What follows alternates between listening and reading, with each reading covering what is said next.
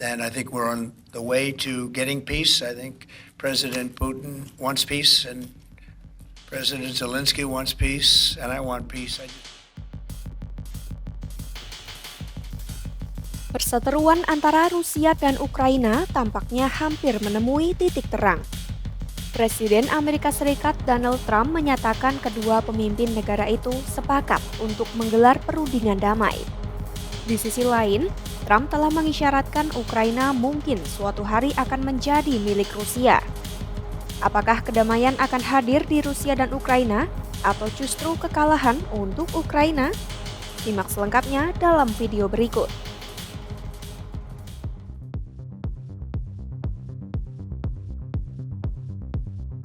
Kesediaan Presiden Rusia Vladimir Putin untuk berunding dengan Ukraina disampaikan Trump setelah mereka berbicara melalui telepon selama 1 jam. Kata Trump, Putin dan Presiden Ukraina Volodymyr Zelensky telah mengutarakan keinginan mereka untuk berdamai. Ia yakin gencatan senjata antara Rusia dan Ukraina akan terjadi dalam waktu dekat. Selain berencana saling mengunjungi, Trump menyebut dirinya mungkin akan bertemu dengan Putin di Arab Saudi yang bersedia menjadi tuan rumah negosiasi.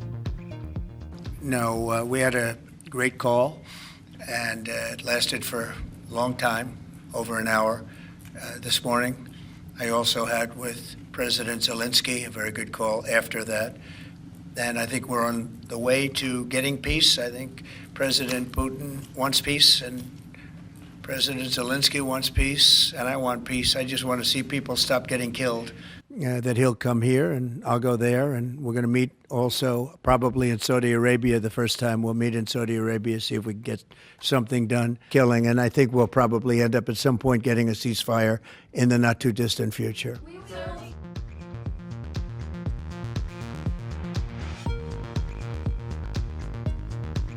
Agar perundingan berjalan mulus, Zelensky menyatakan siap memenuhi keinginan Rusia dan AS. Zelensky bersedia melakukan pertukaran wilayah untuk membebaskan seorang tahanan Amerika sebagai syarat dari Trump.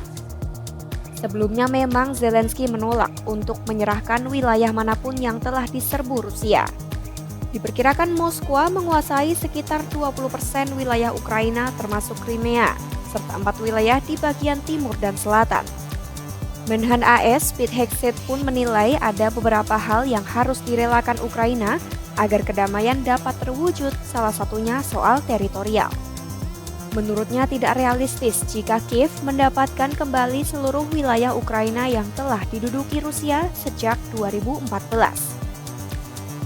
Kini, Zelensky akhirnya bersedia menyerahkan wilayahnya dan menegaskan Ukraina tak bisa mengandalkan jaminan keamanan hanya dari mitra Eropa. Sebagai upeti atas bantuan Trump, Zelensky juga akan memasok mineral tanah jarangnya yang sangat berharga ke AS. Namun proses perundingan bisa saja menemui kendala karena sebagian besar deposit mineral tanah jarang yang diinginkan Trump ada di wilayah Ukraina yang saat ini dikuasai Rusia. Oleh karena itu, Zelensky ingin ada jaminan keamanan seutuhnya bagi Ukraina sebagai bagian dari proses kesepakatan damai. Tak hanya memberi lampu hijau untuk pemanfaatan mineral tanah jarang, Zelensky juga bersedia jika wilayahnya digunakan menjadi pusat penyimpanan gas alam cair milik AS. Meski menyambut baik usulan Trump, Zelensky tak akan membiarkan begitu saja kepemilikan dan pengolahan sumber dayanya ke AS. Ia pun menawarkan kerjasama yang saling menguntungkan antara AS dan Ukraina. За сьогодні дуже предметні перемовини зі Сполученими Штатами Америки. Була розмова з президентом Трампом, хороша розмова, детальна. Я вдячний президенту за щирий інтерес до наших спільних можливостей, до того, як ми можемо разом наблизити справжній мир.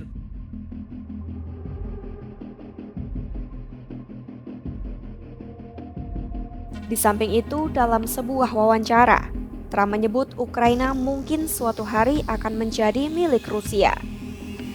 Trump bilang Rusia-Ukraina mungkin mencapai kesepakatan, namun dia juga menyebut keduanya bisa saja tidak bersepakat.